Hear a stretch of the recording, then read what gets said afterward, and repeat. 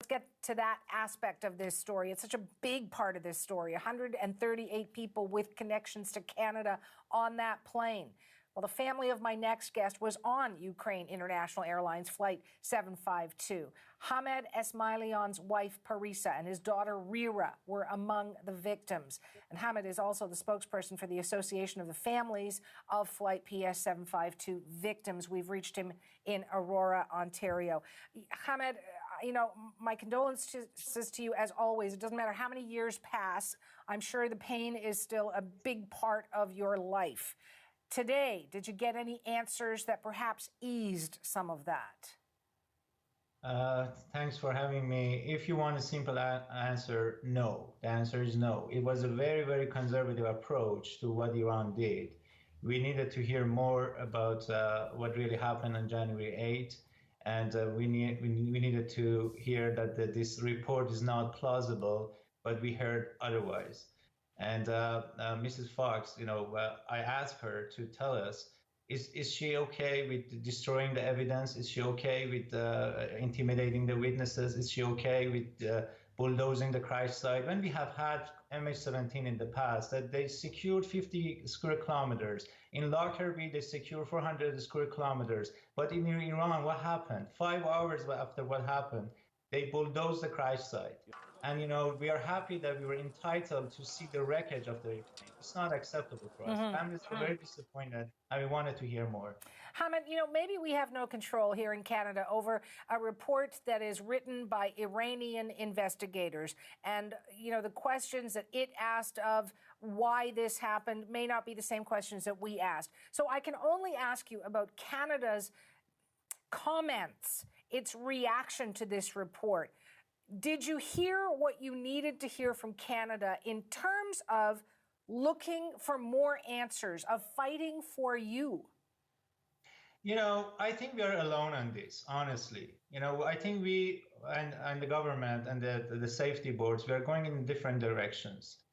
If we can't answer this simple question that is it safe to travel to Iran, and we hesitate and we don't answer the clear no. So I think we don't really know what happened to 55 Canadian citizens. I think what we hear now is when we deal with a rogue state like Iran, which is supported by China and Russia, we have to raise our hand and walk away. That's what we get from all these reactions from our government and the safety boards. So what do you want to hear from, you know, not from the TSB officials, but from politicians who represent all of us in this country? What will assuage some of that pain for you?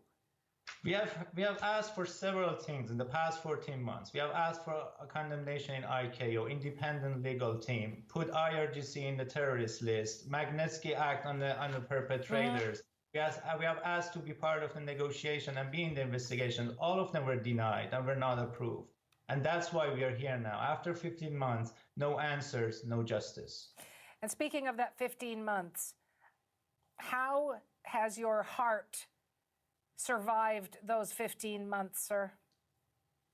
I was coming to office this morning and I was seeing children going to school. But where is my daughter now? She was supposed to be at the school in grade 5 right now.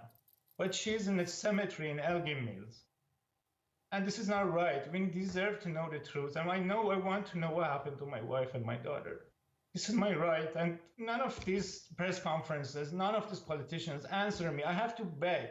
I have to ask all of them, do something for us. And what we have seen so far is just a passive strategy. It's very bad. You know, it's not good for me to go work with Ukraine when I'm a Canadian citizen. And I have rights in this country. Now I have to go and ask Ukraine to take them to the International Court of Justice and take the intentionality of this attack very serious. That's the only country who believed probably that it was intentional. But in Canada, we just go passive and say, yes, it's plausible. Yeah, it's very, you know, I don't accept that. Hamed, I thank you for your honesty and the picture of your wife and your daughter over your shoulder. It's a beautiful picture. You be well. Thank you.